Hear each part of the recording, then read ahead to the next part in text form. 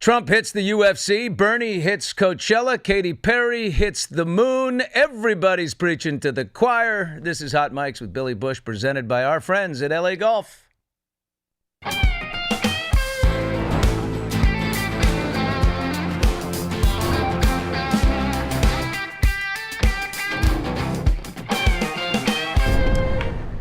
We are live on TuneIn and YouTube. Well, the president's physical has been released, and it is a work of art.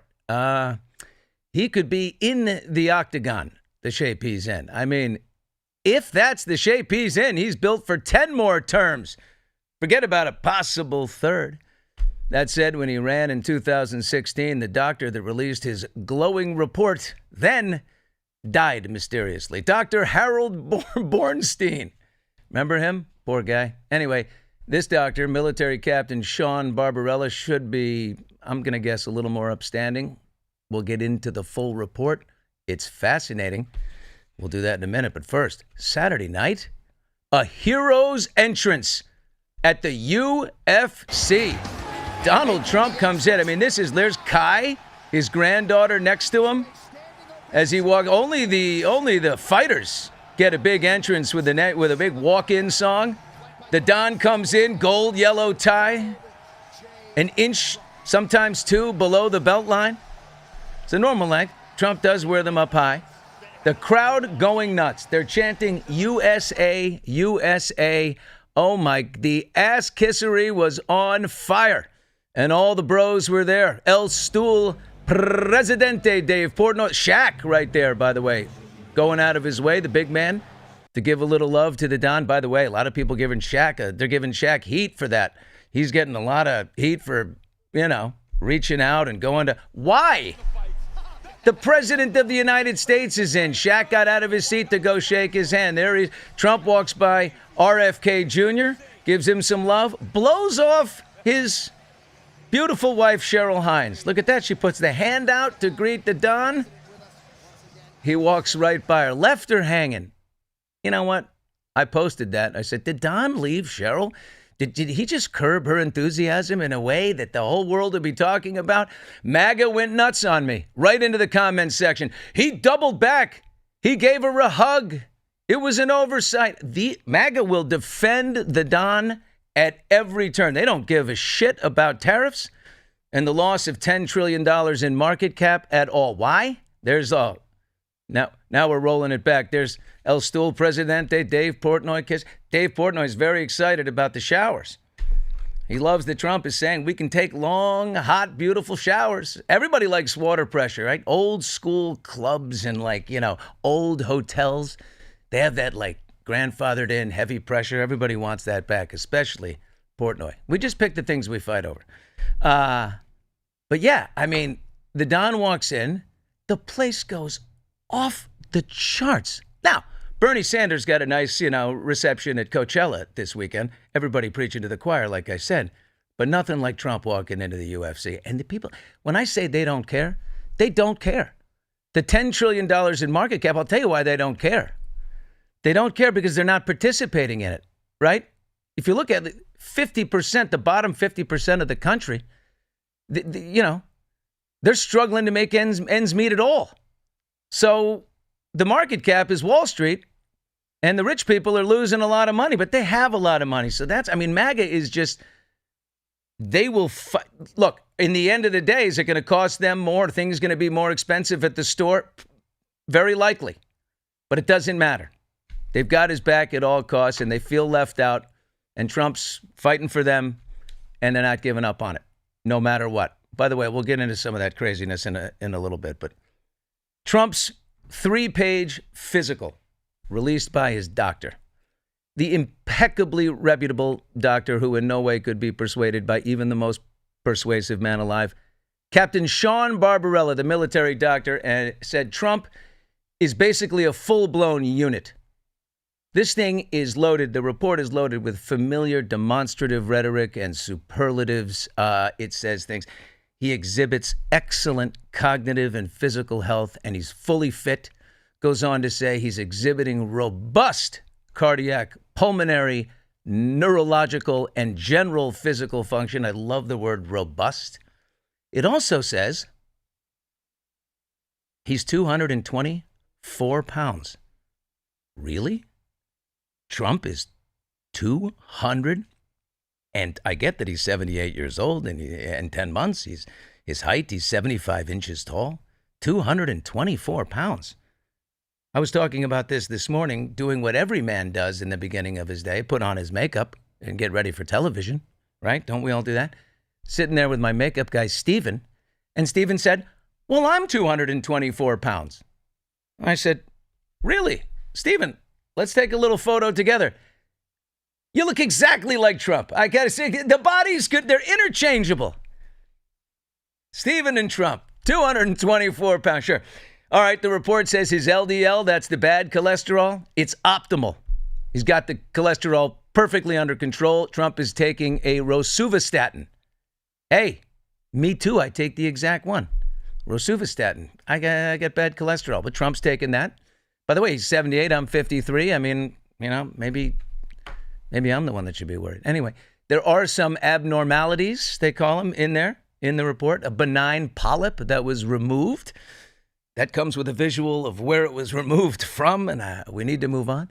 Diverticulosis, asymptomatic, not a big deal. Those are little, sacs and pockets in the colon that everyone has. And then it said another abnormality was scaring on his ear. Scaring. I've got it up if you're watching on YouTube. I didn't mispronounce it. That's a typo. It's supposed to be scarring. Right? A little reminder of the divine salvation. He was shot in Butler, Pennsylvania. That he survived it because God ordained it.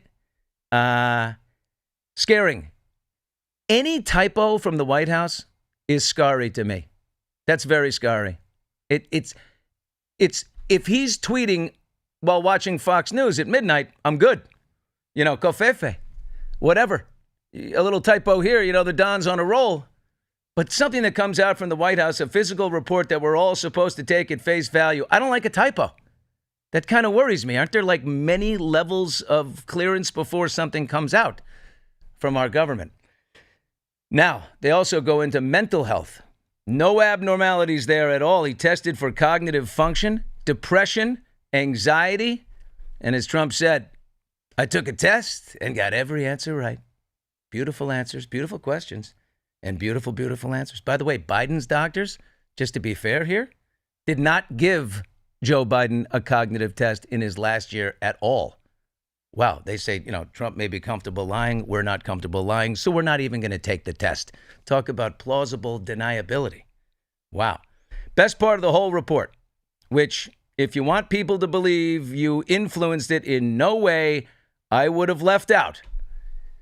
His days are full of meetings, public appearances, press conferences, and wait for it, frequent victories in golf events. Not golf events, frequent victories in them. I love the hubris. It's so entertaining. This is so funny to me. Rick Riley is a good friend of mine. Play golf with him sometimes. Writer from Sports Illustrated. He recently wrote the book Commander-in-Chief, all about Trump's many offenses on the golf course. Rick famously said, golf is like bike shorts. It reveals a lot about a man. I remember a particular round at a golf course here in Los Angeles. Trump is playing with 4 people. One of them happens to be an all-time legendary sports broadcaster that you know, and I know him very well.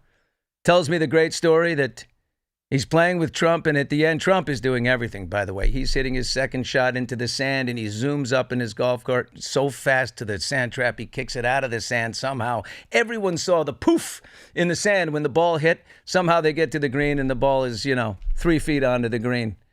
Lots of this happens all the way around the course, and at the very end, Trump turns to our friend, the broadcaster, and he says, ever seen a 66 out here?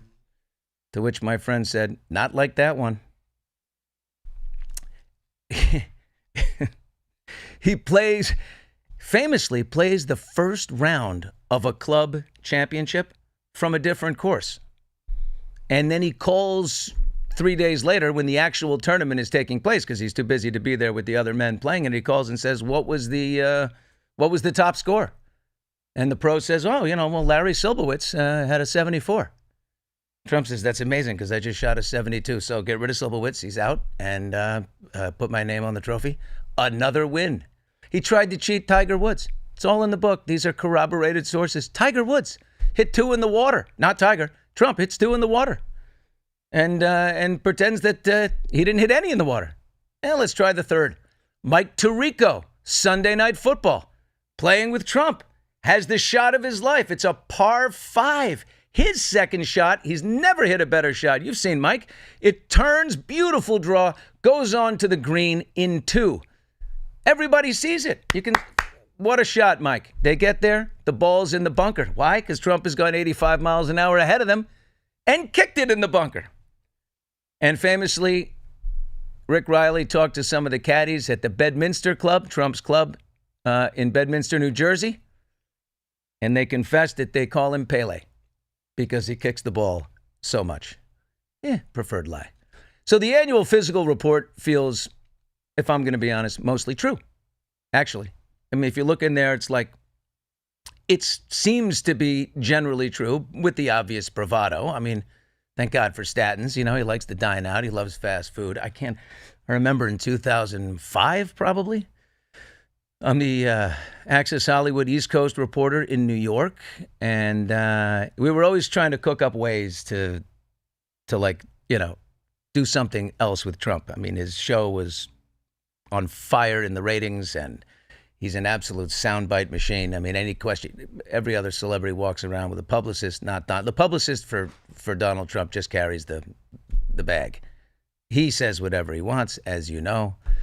So I go in there, and Rob Silverstein, who's right there. Step to the mic here for a second. Rob, I mean, you and I would talk on a regular basis about the next thing we could do with Trump. His headlines were so great. His sound bites were so great. Constantly, yes? Bill, if there was a big breakup in Hollywood, I'd say, Bill, see what the Don says about this. Yeah. It's irrelevant to the Don, but I just want to know what he says about it. Yeah. Like if Katie Holmes and Tom Cruise broke up, Bill, run up to Trump Tower, if you would. It's, 10 blocks from 30 Rock, and just see what Trump has to say about it. He always had something to say about the most trivial things, right?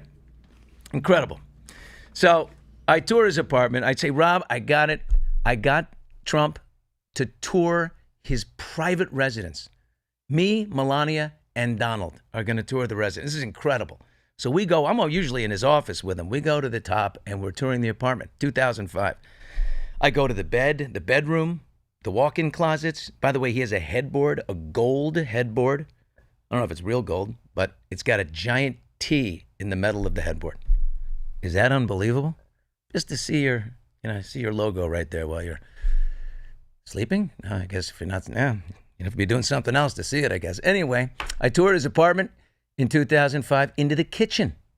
I opened the refrigerator to see what does Trump have in there? Water for Melania and Diet Coke. No food. Not even a box of baking soda. Nothing. Just water bottles and Diet Coke. Does Trump make shit up? You bet he does. And usually it's so funny that who cares? Because always, the 10 years that I spent with him inseparably, it's all non-consequential. He's the biggest reality star in TV. Who cares? Whether it's, factual or not. But, he makes it up.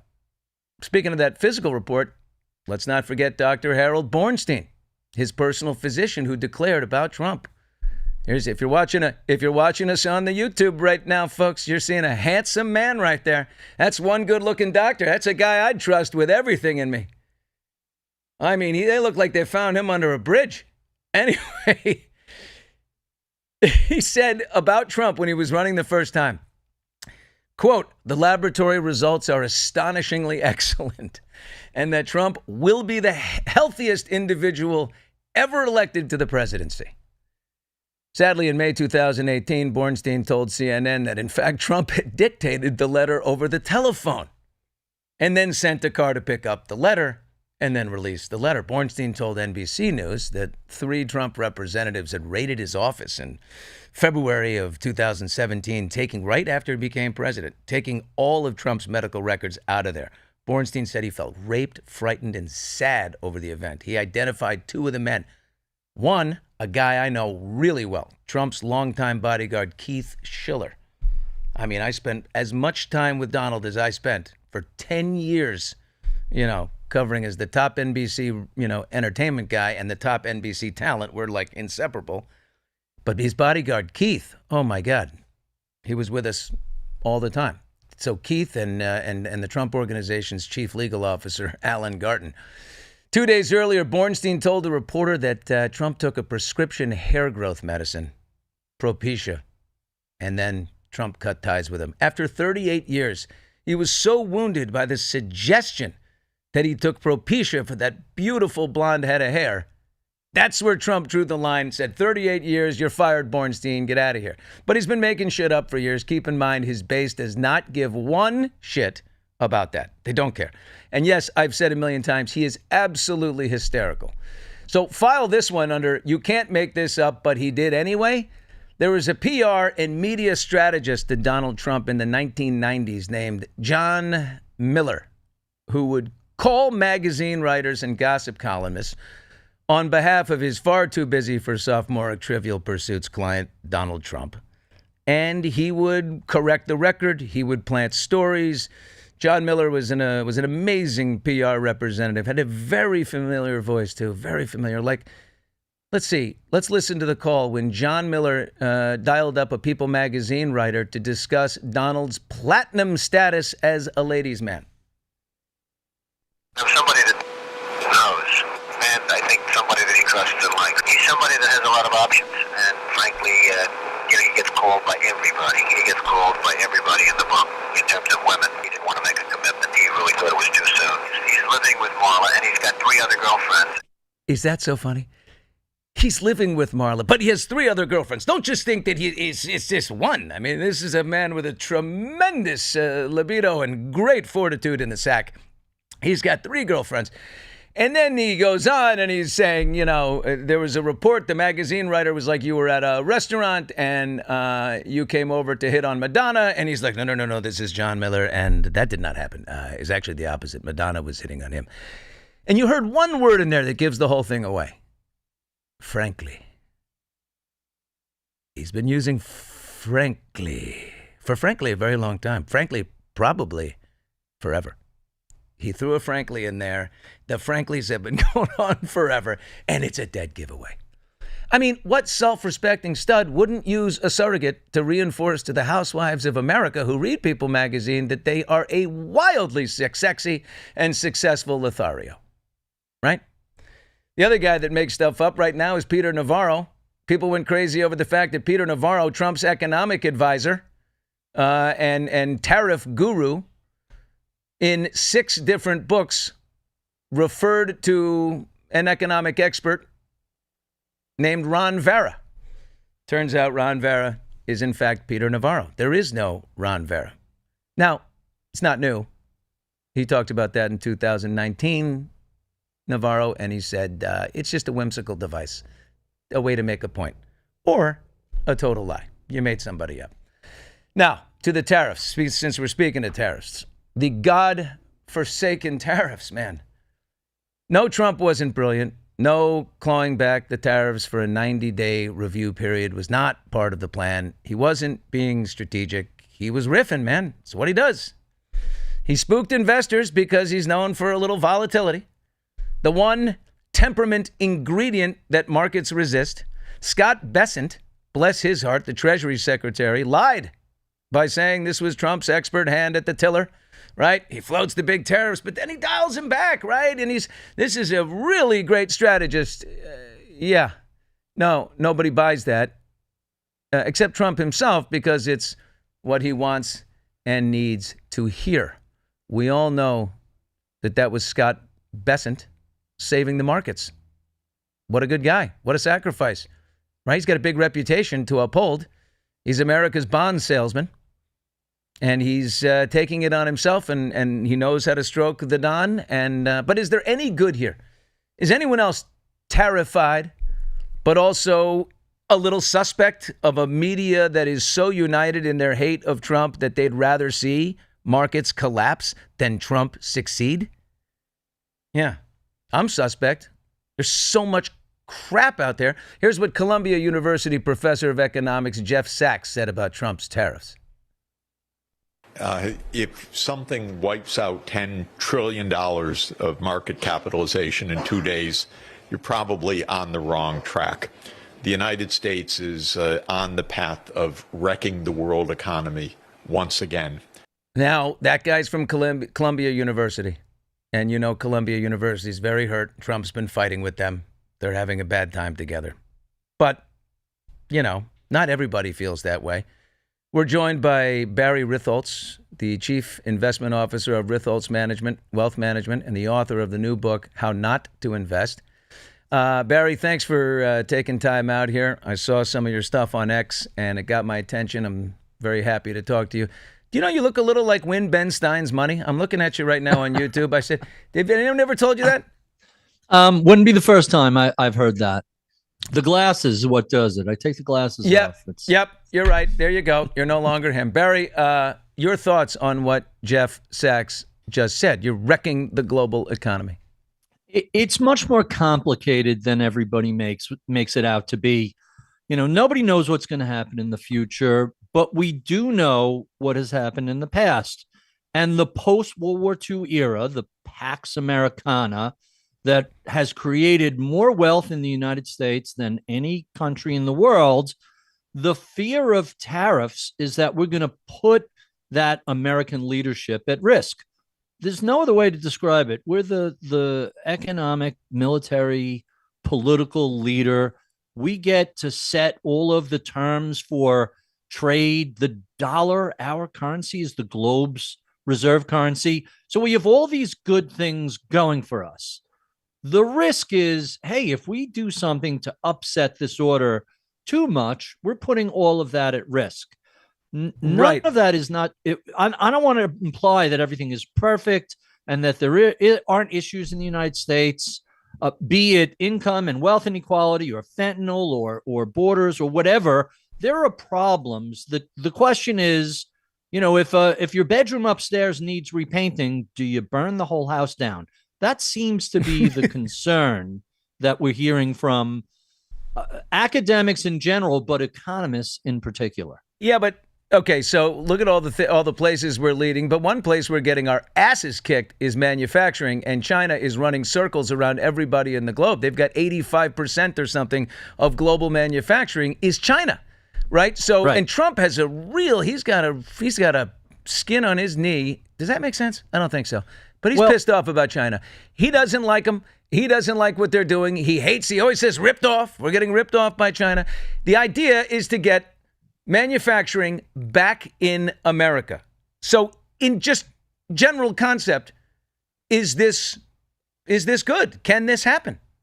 So first, there is a point to be made that for national security reasons, just think back to the pandemic. What do you mean we can't get personal protective equipment? Doctors can't get masks and gloves. We don't make that here anymore. Right. We don't make semiconductors here. We don't make a lot of the things that we need in our military. That is a very valid issue in terms of just making sure that we have access to all the things we need to run our economy and to run our military and our defense. However, you know, when you look at the reason why so much of manufacturing has migrated offshore, it started out with cheap stuff like clothes and textiles and then furniture. Then it moved over to some other more complicated things like televisions and toasters. But, you know, the money really isn't in manufacturing that stuff. The money is in intellectual property. It's in finance. It's in our innovation and genius. But that and our leaves technology. The little guy out, Barry. That leaves the little guy out. And that's who Trump, made promises to. And that's who he's, says he's fighting for. I love what you just said about the pandemic. It was amazing to me. Oh, we can't get masks. We can't get gloves. We can't. Why? Oh, because we got to get China. But what we did was we quickly just like with the vaccine, we threw our minds together quickly and somehow we came up with it. And then we had a ton of the American way. We can do this. We just haven't. We've just sort of, you know what? Let's let the rest of the world make this. Let's let China make all this stuff until we really need it. And they've got us by the Bojangles.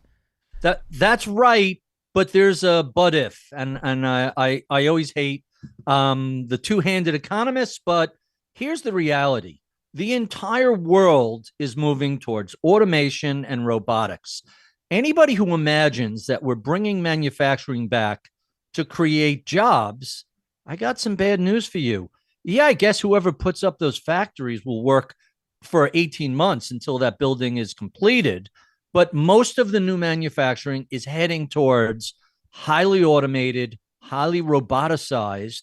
It's the software where all the value is created, not someone screwing tiny little screws in to build an iPhone. Most of the value that we create from what we export is in the software, is in the intellectual property. The thought that we're somehow going to be building factories to make jeans and underwear or furniture or TVs, that ship has sailed a long time ago. Talking to Barry Ritholtz right here, wealth management expert, author of the book, How Not to Invest. Okay, so what do? There are a lot of people who aren't Harvard educated and get to partake in robotics and sort of the higher end of the economic sphere. So they need manufacturing jobs. They want to work on the line. They want to work in an automotive factory. I mean, how does Trump make good to them, and what do we do about it? So first off, when we do see surveys of people in school, people with jobs, they don't want to work in factories. They don't want to work in coal mines. They don't want to work on assembly lines.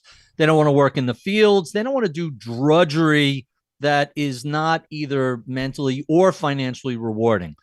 But you can't just ignore these people. You can't just say, hey, there used to be a factory here, and now it's closed. You're on your own. There are lots and lots of things that we should be doing. We've kind of abandoned a lot of the trades that are out there. Everything from electricians and HVAC installers. You need those. Solar, battery. We need to be spending our time on the next generation of jobs. Yeah. The Chinese are putting out these, frankly, very funny memes of very overweight Americans working at sewing machines. And, we've all seen these maybe. These memes they're funny, but, but they're also very sad. Who wants to work on a factory line? Nobody wants to go.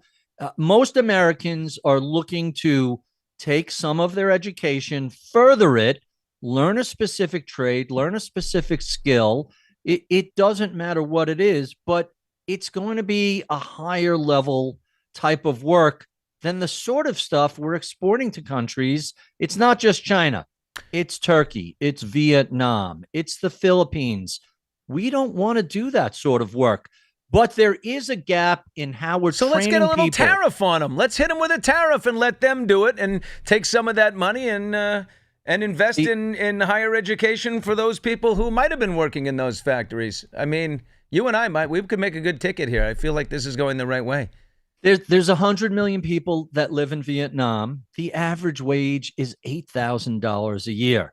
They're not buying Ford Explorers or F-150 pickups. They're not buying iPhones. No one's spending 25% of their annual salary on an iPhone. The trade deficit we have with a lot of countries is primarily because we're so wealthy as a nation and they're so poor. And so we're very happy to pay them much lower wages than we pay Americans to make all the stuff that we consume. That deal has worked out really well for us as a country. Yes, there are gaps, and we definitely should be filling those gaps. But tariffing Vietnam, I don't see how that makes them better or us better. But Lesotho, definitely, right? Like you got to Lesotho and Sri Lanka. Enough's enough. My favorite meme are the penguins. We're tariffing penguins in Antarctica people don't, other As than we should. scientific researchers. As we should. They've been getting away with it for far too long. I can't Those stand damn it. penguins. We are talking right now to Barry Ritholtz. He is the chief economist for Hot Mics here, and not to mention Ben Stein's body double. Barry, you talk about something I find fascinating: good information hygiene, telling people to tune out emotionally distracting news. Like, get your content from people who are calm and have stood the test of time. But this algorithmic social media does not reward that, Barry. They want clicks, they want views, they want revenue, and and rage works better than anything out there. Look, it's the worst thing I face because I'm committed to being honest and authentic, right? But I know what drums up. I know how to get, to whip up the algorithm, and people do. You can tell when someone's talking or someone's doing their podcast or someone's on social, and I can tell when they're real, when they're authentic, and they believe that, or when they're just trying to get that thing going. But in the financial arena, that's really dangerous. That's exactly right. The biggest difference between the world of investing and the world of politics is when you're wrong in the markets, you find out really, really quickly. That feedback loop is very rapid. If you think the earth is flat and you're going to make investments based on that, the markets will let you know, no, the world is round and your bets are wrong. In politics, you vote for the wrong person and maybe your farm subsidy gets cut eventually, or a surgery you need 20 years from now is no longer covered by Medicaid. That feedback loop lasts a long time. And so you may be voting against your own interest and you're just not aware of it. We see the same bad behaviors with investors who allow the politics, the partisanship, to come into their portfolio construction. Every time there's an election, you could see this zip code by zip code, county by county. The whether it's blue or red, whoever wins the White House, the opposing side sells stocks.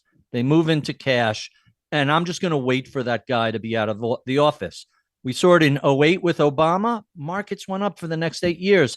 We saw the same thing in 2016. Only this time when Trump was elected, the Democrats sold their stocks. Yep. Markets kept going up 4 years, including the pandemic. The markets, whatever after Trump that does, initial they'll undo it when he goes out, and he can't run again. He's going to try, but he can't. I don't think this one will work. He's going to be gone in 4 years. So a lot of people are just waiting it out, and then the Democrats come in and they do their thing. Harvard University just announced today, Trump's threatening to do to them what he just did to Columbia University. Harvard's looking, man, we got a $50 billion endowment. That's right. Yeah, they're like, you know what? Screw you. We don't care. We'll be able to survive that, and we'll be back on track.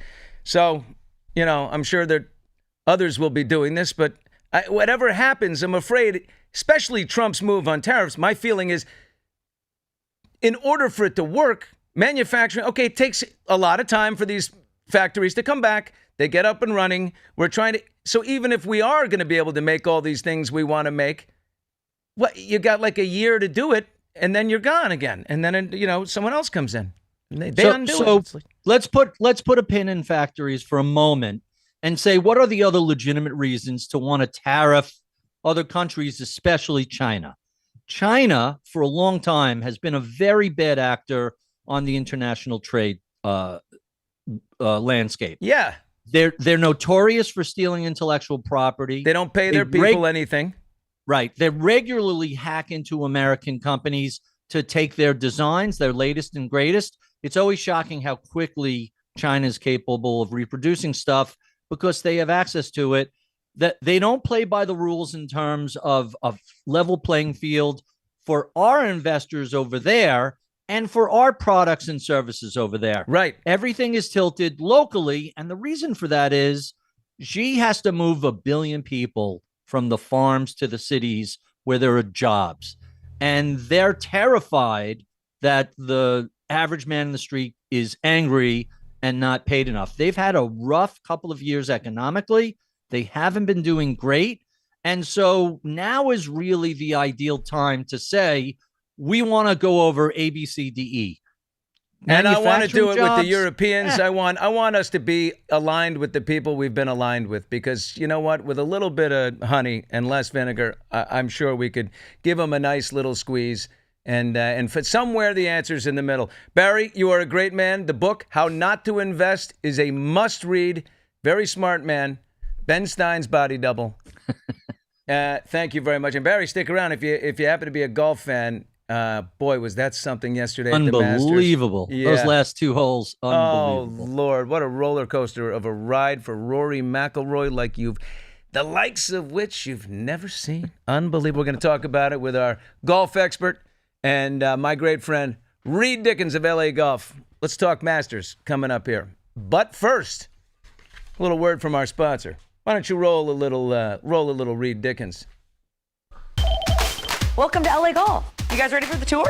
We're the only golf company that manufactures its clubs here in the United States. All LA Golf drivers are built right here. I'm very excited for today's production. It's going to be 4 left. Anybody hungry?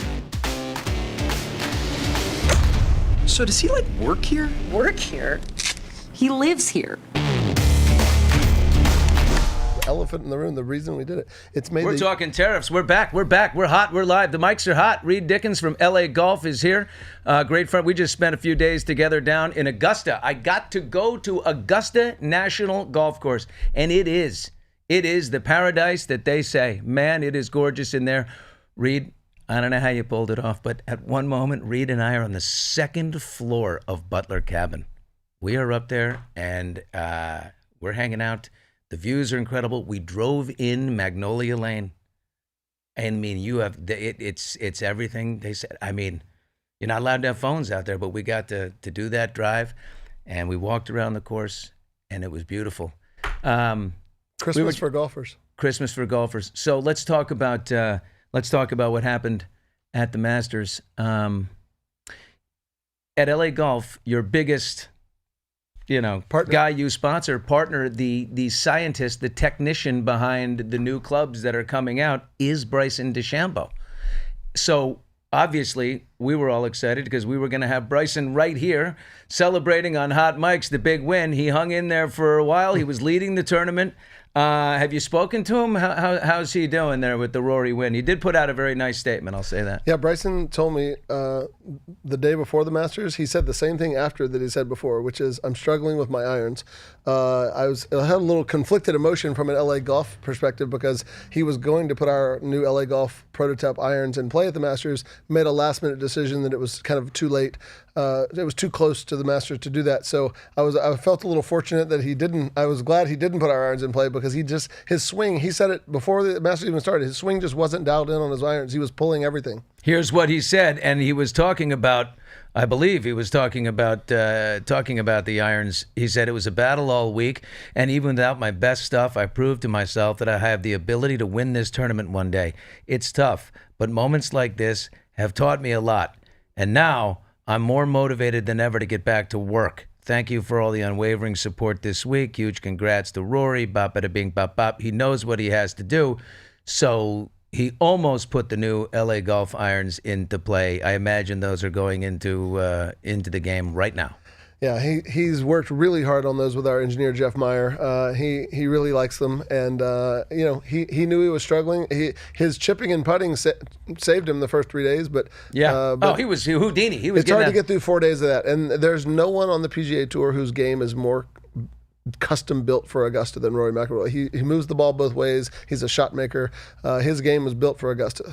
It's amazing to me. I'm watching that final round was riveting. I remember just complaining like halfway through, like, is Rory just gonna run away with this? He was like 5 up. It was, he was 12 under, and then everyone was back at like 7, and I was like, man, this is it. I want it to be close. I want it to be exciting. I mean, basically, he went from 12 under to 10 under because he double bogeyed the very first hole. Then he fights his way back. Somehow he gets to 14 under. Everyone's way behind him. And then he slides back and finishes right where he started at 12 under, right? Well, the story that no one's going to talk about because he won, and that's all that matters. But he shanked 2 wedges on the final 3 holes. He shanked one into the water, and then he shanked one into the bunker on 18. Had he lost the Masters, those 2 wedges would have followed him the rest of his life. Because he, as a PGA Tour pro, you don't shank from 120 yards. Yeah, we're looking It was at Jordan Spieth, reminiscent of Jordan Spieth from years ago. Oh my God, that's the biggest collapse ever. We're looking at some great video here on our YouTube feed. Just Rory hugging the hell out of his a lot of longtime demons off caddy. the shoulders. Oh my God, he wins the career Grand Slam. That's a big thing. Only 6 golfers in history have ever done a career Grand Slam, which is winning all of the 4 major golf tournaments: the Masters, the U.S. Open, the British Open, and the PGA Championship. After he made the winning putt on the playoff hole, I mean, you could feel this incredible weight off of his shoulders. His emotions came pouring out. Tears flowing, the crowd going nuts. He'd been so close so many times. Over the 17 times that he has played the Masters, he eventually got to his wife, Erica Stoll. There's Erica. He gives her a quick hug and then goes to his little sweet pea Poppy, his daughter, who, by the way, stole the show on day 1, which was the practice round, the par 3 round the day before. She sunk a putt. Rory's in tears hugging his little Poppy. And then eventually... he went into Butler Cabin afterwards. The Jim Nantz was you guys have that queued up? The boys are queuing this up in there, but Reed, put on your little headphones there for a second, because I gotta say, I want to say hello to if my you've mom played and this dad, who game back home in and Northern- if you've been a fan of the great champions and especially Rory, this was a beautiful moment. Jim Nantz and Rory in Butler Cabin afterwards. I want to say hello to my mum and dad. They're back home in Northern Ireland. Here it comes. They made a lot of sacrifices for you. They did, and I can't wait to see them next week. I just can't wait to celebrate this with them. Oof, that gets me.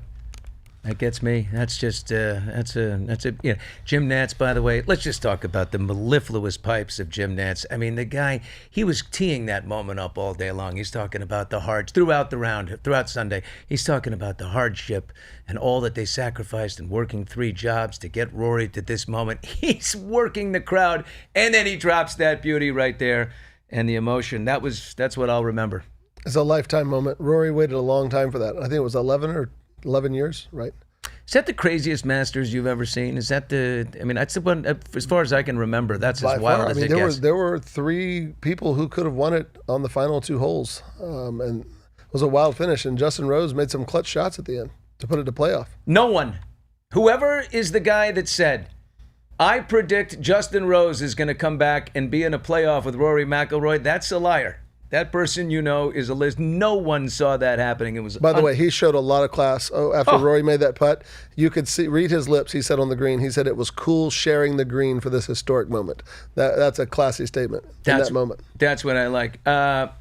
Bryson, he, interestingly enough, the night before the tournament, did you see this? Bryson DeChambeau went for a walk. Went for a walk in the neighborhood where he's renting a house in a nice neighborhood, and he goes for a walk that night, get a little fresh air. Runs into these people who have just a random family where they've got a putting green in their backyard, and Bryson sees them out there putting and having fun, and he goes back and he putts with them for an hour. And you hear it, he said, "Hi, I'm Bryson DeChambeau," and the guy said, "Well, I'm Jack Nicklaus." And then and then Bryson started hitting some flop wedges, and he looked and he said, he said, shit, you are Bryson DeChambeau, yeah." But he was hitting sky flop wedges and putting with them, and that's a pretty interesting surprise to have. So you know Bryson DeChambeau. I mean, obviously you work with him. What's he doing right now? Is he? He usually goes. Does straight, he put this aside? No, quickly? he usually goes after a big major like this. He goes straight to the Bahamas and unplugs because he's a content creator. He's the first golfer to ever be on the cover of Golf Digest as a content creator. Right? He spends a lot of time on his phone. So when he has whether he has a big win or a big loss, he usually goes and gets some sun and unplugs from his phone. And then he gets back to work on the LA Golf Drivers. By the way, Reed is sponsor of Hot Mics, and because everything we do here, everyone we work with it's all authentic. My golf game changed by LA Golf. Honestly, the driver is coming. People need to know this. Tell them about quickly the science in what Bryson developed here with the real Face ID on the driver. Yeah, Bryson came up to me a few years ago and said, I have an idea and I know I'm right about this. He said, if you make the curvature of the face proportionate to your swing speed, it'll reduce side spin, basically turning a slice into a fade and a hook into a draw. And we spent 3 years on it, and it turns out he was right. It turned out it's incredible technology. It's a cure for cancer type technology. We're really excited about it. I am bombing drive. Truth be told, bombing drives. It's cost me a lot of money. The last time we played together, though, you beat me because I had rental clubs. It was just down across. It was across the lake from Augusta at Augusta Country Club. We played the day before we walked the course, but I got my clubs. You back. did have the LA Golf putter. I did have the LA Golf putter. That's why I didn't get blown out. Reed, thanks a million, baby. Thanks for having me. Unbelievable. All right, Hot Mike's Hot Takes coming up. Did Bill Maher do a 360 on Donald Trump? I mean, is he a fan now? All right, who's the Don's biggest suck-up of all time? Coming up. But first... Welcome to LA Golf. You guys ready for the tour? We're the only golf company that manufactures its clubs here in the United States. All LA Golf drivers are built right here. I'm very excited for today's production. It's going to be... 4 left! Anybody hungry? So does he work here? Work here? He lives here.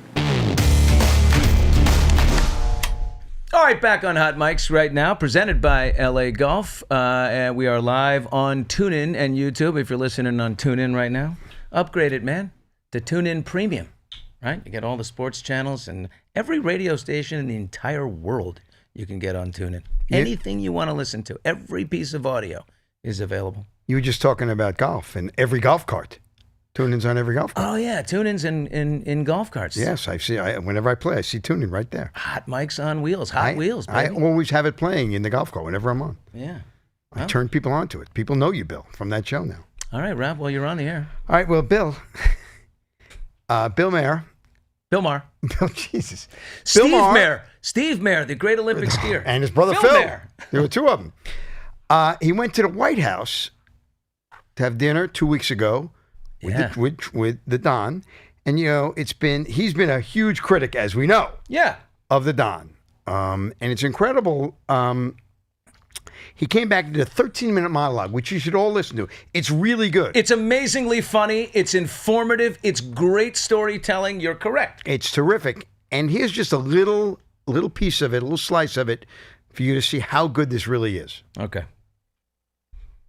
The most surreal part of the whole night was when I got home. I flew back right after the dinner, and I'm in bed watching 60 Minutes from the night before. And there's Trump in one of their stories, standing at a podium in a room that looked to me like one of the rooms and places we'd just been in. And he's ranting, "Disgusting, you're a terrible person." And I'm like, who's that guy? What happened to Glinda the Good Witch? A crazy person doesn't live in the White House. A person who plays a crazy person on TV a lot lives there, which I know is fucked up. It's just not as fucked up as I thought it was. That's really good. But he goes on to describe, I'm in the Oval Office. He takes me into what he calls the BJ room. Now merchandise room. He goes, but Trump doesn't have BJs in there like the former inhabitant many years ago. It's where the merchandise is, and he gives me a bunch of hats. Here's a bunch of MAGA hats, but he doesn't ask me to take a photo with him wearing one, which would be so heavy-handed and uncomfortable. So he's like, it's a gracious host, right? And he's funny. Trump is funny. Bill Maher is funny. I bet I would have loved to have been a fly on the wall at that dinner. And Kid Rock put the whole thing together, which was great too.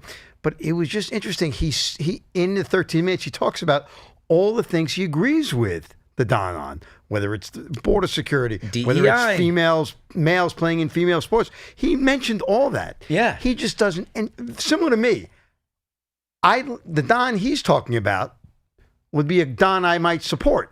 The Don that goes out and lies and says crazy things and calls people names, and that's the Don that that half the country has a problem with. But what I appreciate most about Bill, which I'm hearing from you, and which I hope people get from me, I did a whole giant thing on Trump in the very beginning of the show, and I ripped him for his physical that he put out, and he's not 224 pounds.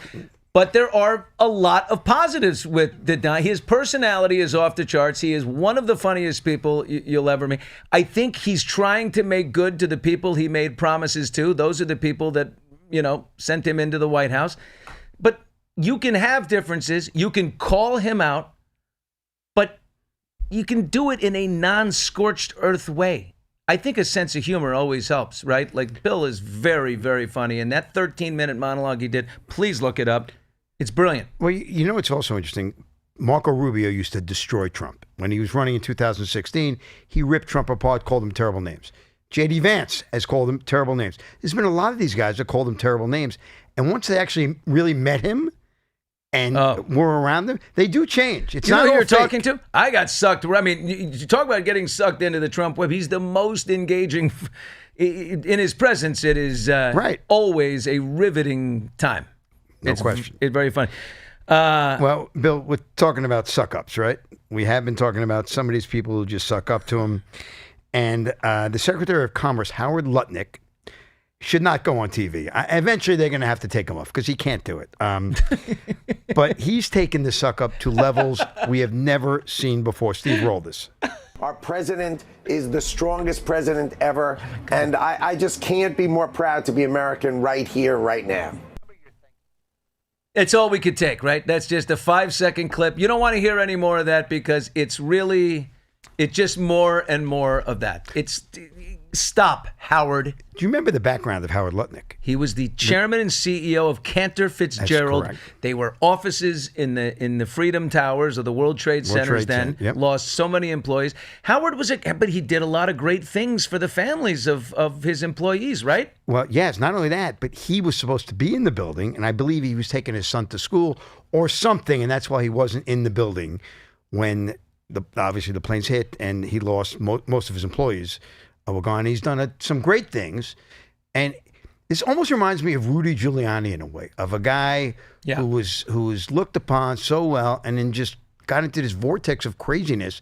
And he does. I watch him on TV. I'm like, stop putting him on. But he's not informing anyone of anything. He's just getting on there to. Right. What was that? Right. What is that? He should be in the side room of the Oval Office, there's and no they should reason. turn that back from the merchandise room back into the other room. Well, the merch room. Getting back to Bill Maher, you got to watch the 13 minutes. It's that good. It's All unbelievable. Right. So, Bill, there was a rocket went up today, didn't it? Yeah. Oh, yeah. We had Lauren Sanchez, Katy Perry, and Gayle King. They are America's brand new astronauts. What did you do today? Buzz Aldrin, look at this. But that's dangerous. That is terrifying. But I don't know. I mean, how do you feel about this? I mean, it's a wonderful moment. Look at all the colleagues there on CBS, watching Gayle, go up, and it's exciting. I mean, it's the ultimate girls' night out, I mean, it's men have their boondoggle golf trips. This is 6 women sitting in a rocket going up for 11 minutes into space with 4 minutes of zero G floating around. Katy Perry apparently sang, gave a private concert up there. She said, "I want to sing in space." That's great. But what did America, was there any research done? Jeff Bezos spent $22 million on this flight. I mean, he must really wanted to get rid of her for 11 minutes, $22 million a piece. I mean, it's just, that's a lot. $2 million a minute for peace and quiet. I mean, look, I kid, but Olivia Munn kind of said it publicly. See, she was asked about it, and she said, what did we get out of it? It's a little like with what's going on. There's the economy is tanking. There's, people freaking out, and we're going to do a $22 million flight for very rich people up in the sky. I mean, I don't want to be that guy that, negative Nelly, but when I was a kid, it was nice. And Apollo was going up, and we were on the moon, you could actually buy tickets for the future. You could. A future flight to the moon. You banking on the fact that you'd be dead by the time you called it. That we stopped going to the moon for some reason. Now I guess we're trying to get back to the moon. Did you ask for your money back, by the way? No, but I had the tickets. I recall this. I'm going to look it up later because they were tickets and they were actually beautiful. They had a rocket on them. I remember the tickets. I was probably 10 years old or so. Did Trump sell them to you? Right, well, probably. But I mean, the space growing up. in that era was unbelievable. You put a man in the moon. Yeah. I mean, now we're sending Lauren Sanchez to the moon. Lauren Sanchez gets thrown up to the moon, right? She's got some deal, huh?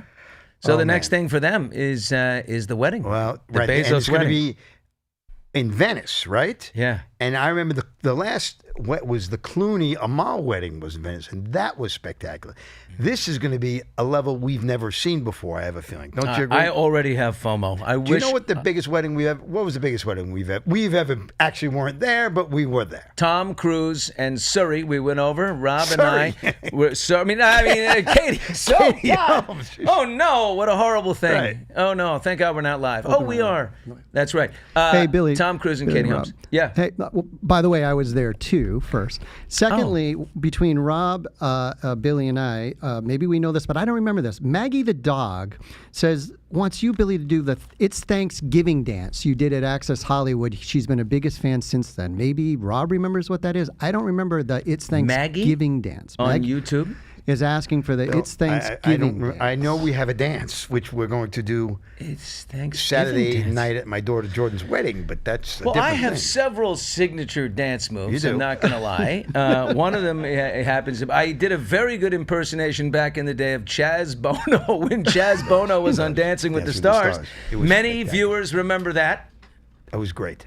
A lot of people, It was- but it the was Thanksgiving legendary. dance.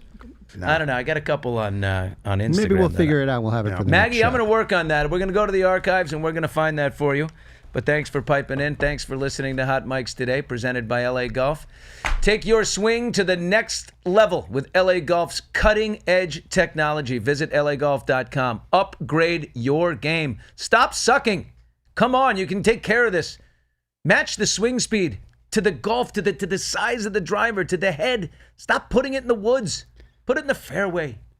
You know, Reed was talking about Bryson getting the new irons. That's going to be interesting to see what his iron play is now when he gets these LA golf clubs. I'm going to be getting the new irons. See how they work for you. Yeah, I hope I'm getting a discount. Listen to us exclusively on TuneIn and YouTube. We do it every Monday and every Wednesday. That's it for Hot Mics today. I'll be back in a couple. Bye.